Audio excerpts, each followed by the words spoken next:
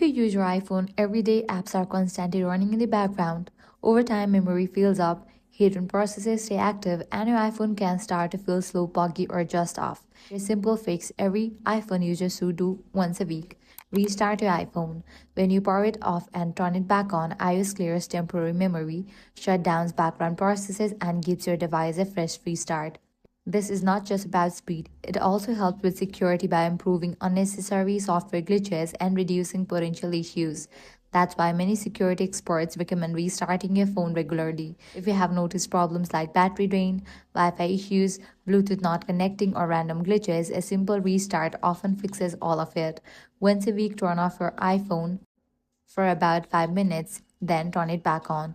Do this constantly for 1 month and you should notice the difference. And that's it. If this guide was helpful, do not forget to like, share, and subscribe.